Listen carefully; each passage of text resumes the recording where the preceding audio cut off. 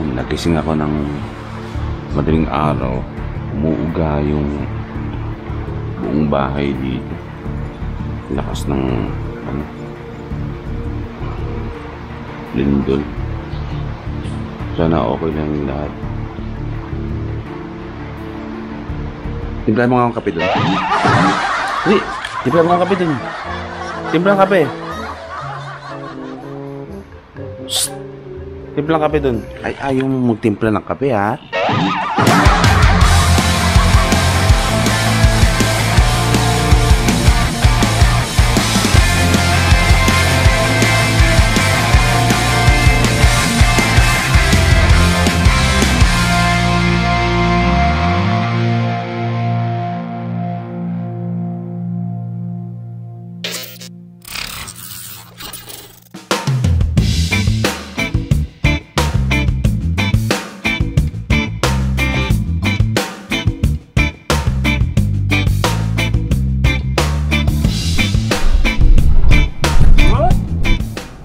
Kasya ba?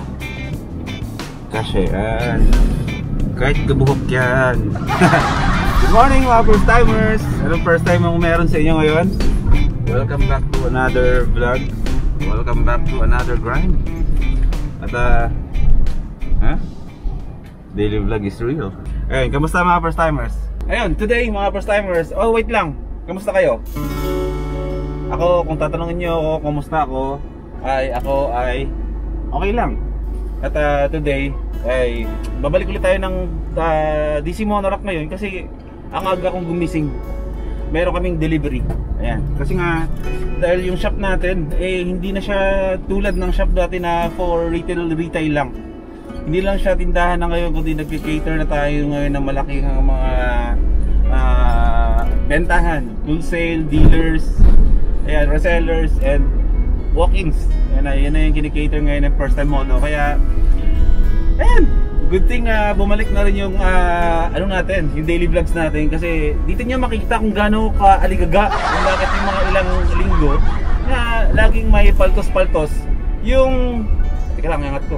Ayan, laging paltos-paltos, laging may pagitan yung mga vlogs ko. Kasi dahil nga dami ko ginagawa to the point na hindi ko alam kung paano ko i-vlog, diba?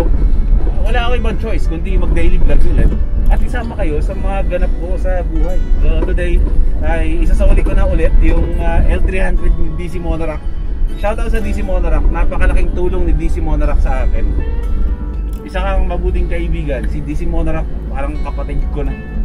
Alam, parang at sa totoo lang ang laki ng pasasalamat ko sa DC Monorack na hindi lang kami parang yung dati yung mga plano na kailangan mga collab about Boy First Time and DC Monorack, lahat yun natabunan ng pagkakaibigan na kahit off cam talagang nagdadamayan. Alam niyo yan, di ba? Namimigay tayo ng DC Monorack sa kalye to promote DC Monorack. Tapos ngayon si DC Monorack yun ang pinakamalaking dealer ng first time moto sa Geely helmets. So alam mo yun, sabi ko nga sa post ko sa Facebook, kapag ang pagkakaibigan hindi pera-pera lang, pagdating sa totoong buhay talagang magdadamayan yan. Kaya shoutout sa DC Monorack. Ayan, si DC Monorack ang halimbawa ng taong may inarating dahil sa sipag. Actually ang bata pa niya kaysa sa akin, 20 plus years old pa lang siya. Ako matanda na ako, 40 na ako. Pero isipin mo yun, nai-inspire ako sa mas bata sa akin. Sa mas bata sa akin ang mas malayo at malaki ang narating sa buhay. So ang pagkuha ng inspirasyon ay hindi namimili, ay hindi pinipilihan kung matanda na ba or bata pa. Ang inspirasyon nakukuha yun sa mga taong alam mo na yung mga bagay na hindi mo pa nagagawa.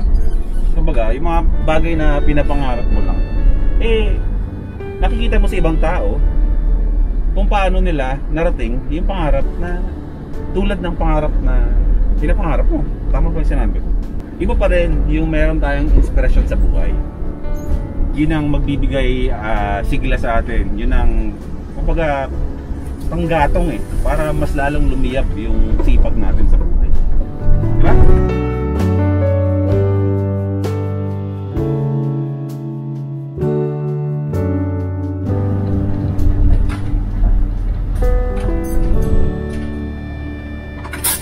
Dito tayo.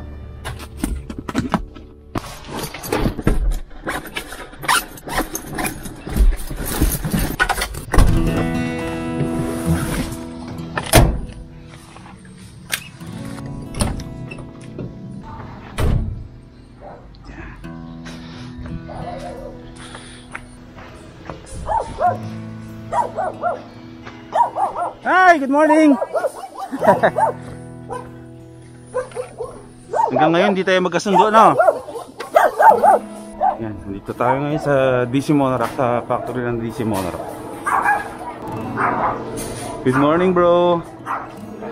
Ha? DC Monorack. Kamusta? Ayos lang, bro. Ito yung ano, order mo.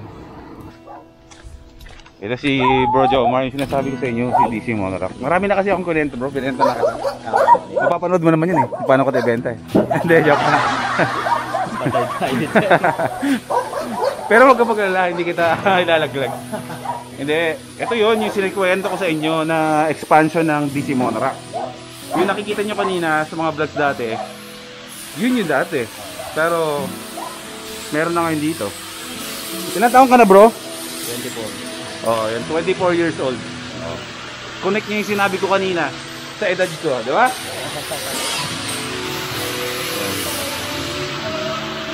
Laki, di ba? Yun nga. Nitong linggo or Oh. So magle-level up yung DC Monorack natin. tatanggap din tayo ng mga mugs. Ayun, bro. Sige nga, pre. Ano mo nga sa kanila, bro? Doon ako na-excited kasi ako rin magpapalit ako ng kulay. Oo.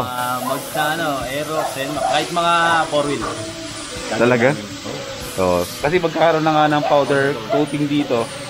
So, yung gusto nilang kulay, i-ano namin, Bibigay? Available color.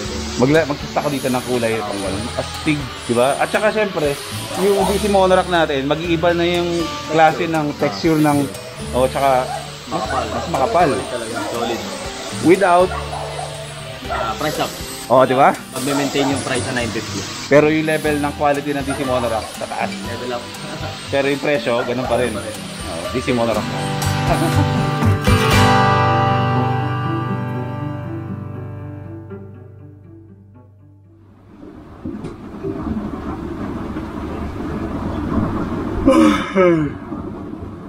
So yung toothbrush ko,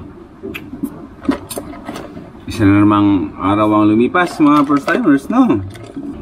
Yung tama ng vaccine, pretty siya okay na. Ako, yung braso ko masakit pa rin. O sana bukas wala na. Sana yung bagyo bukas wala na rin. Toothbrush na. Kaya rin ko toothbrush. Kaya next toothbrush ko next week na ulit eh. Ha? Wala ka na. Namiss ko mag-toothbrush. It's been a while. Ang dami ko namimiss. Ha? Wala. Wala na, di ba?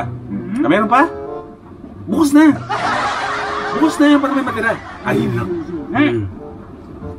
Toothbrush na yan. Ito, sharing of toothpaste, sharing of toothbrush, and sharing of tartars. Okay, kailangan panahon talaga, hindi talaga maganda. Silipin nga natin at talagang yung ulan unlimited eh. Hindi ko mawari kung may bagyo ba o habagat. Okay, wala namang hangin. Pero ulan ang ulan. Pero ayun na nga. Medyo okay na yung sigla ko ngayon, mga first timers, no. Hindi na siya tulad nung vlog ko kagabi na ang tamlay ko, halatang halata, no. Kahit ngumiti ako, talagang ewan eh. Pero ngayon okay na. Inaalala ko lang kasi yung lugar ng first time moto bahain. Sana wag naman bahain.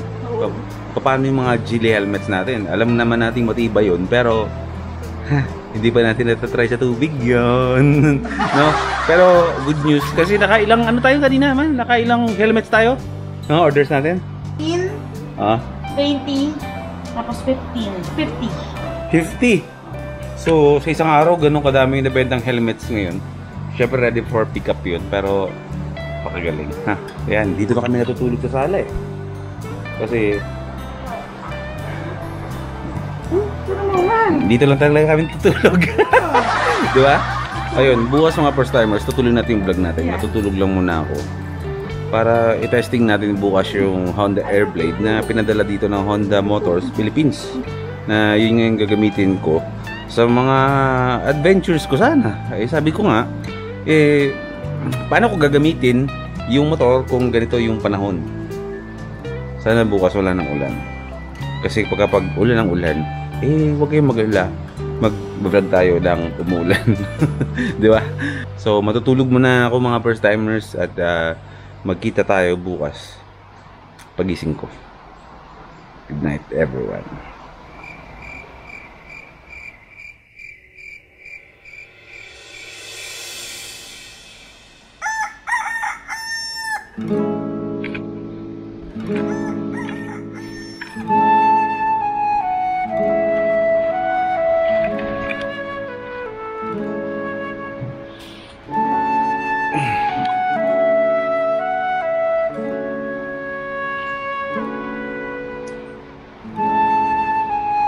Dumindol pagabi. Good morning to what? Laki na natuwat, no? Lumindol kagabi. Mga first timers, no? Teka lang, good morning pala. Good morning kahit lumindol. Buti na lang kahit malamig yung panahon. May kayakap ako dito. Ang akas kong sira ulo to eh. Lumalaking paurong to eh. Ayan, nagising ako ng madaling araw. Umuuga yung buong bahay dito. Lakas ng lindol. Sana okay lang yung lahat. Timplahan mo nga ang kape doon. Hindi, timplahan mo nga ang kape doon. Timplahan ang kape. Shhh! Tuwat! Timplahan ang kape doon. Ay, ayaw mo magtimpla ng kape, ha?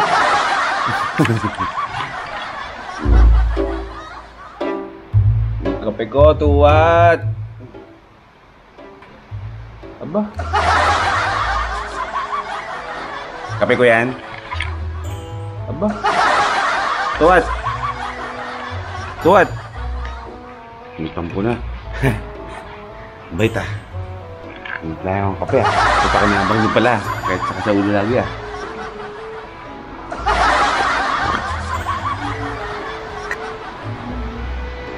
Yan. Ready na yung mga bangus natin. For sale ulit.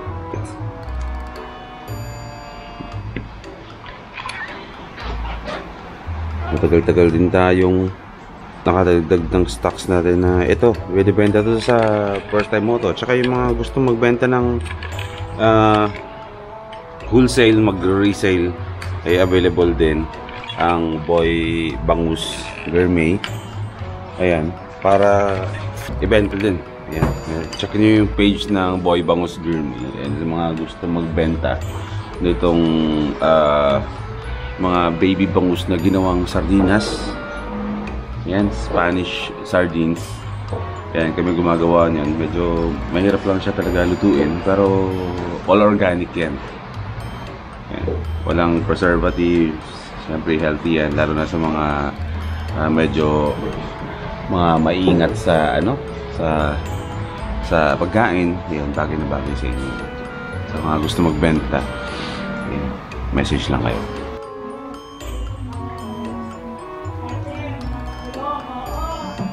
Ano yan?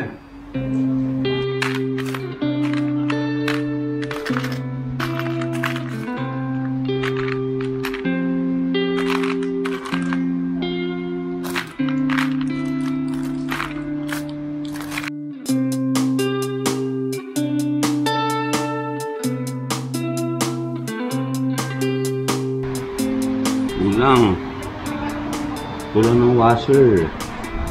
Gagawin ako dyan eh.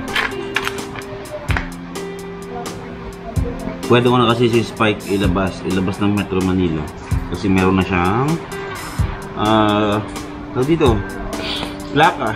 So man, kailangan ko ng screw para may kabit to. Hindi na pa pala yun dyan. Kung ahas yan, kung nakapatino ka.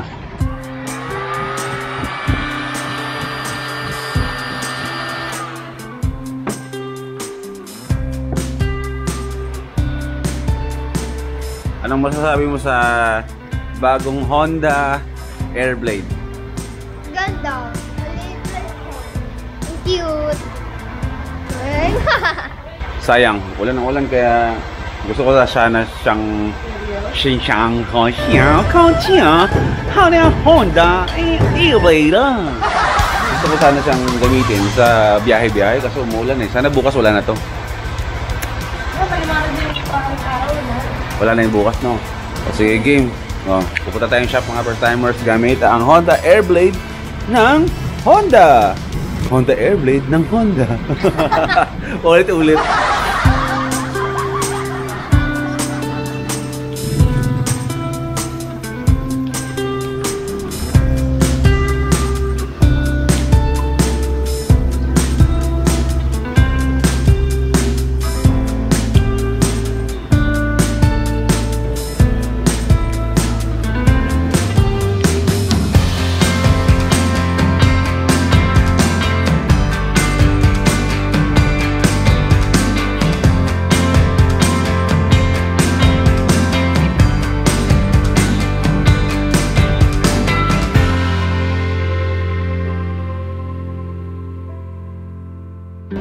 Okay, today ay re-reviewin natin itong bagong Honda Airblade 150 scooter na kakalabas lang.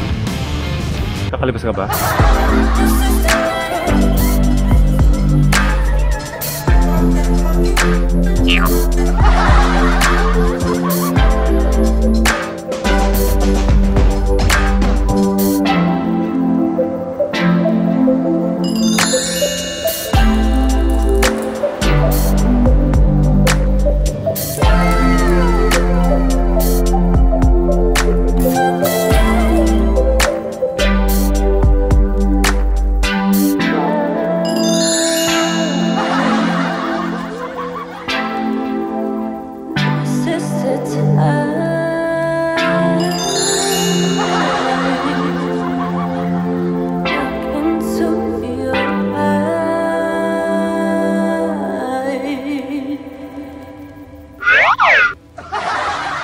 Ngayon ay kikilatisin natin itong bagong Honda Airblade 150. Teka lang, anong oras na ba? Alas 4 na ng hapon. Nasa 16 minutes and 32 seconds na yung vlog natin. Bukas na lang. Tulog na kayo. Overtime na tayo.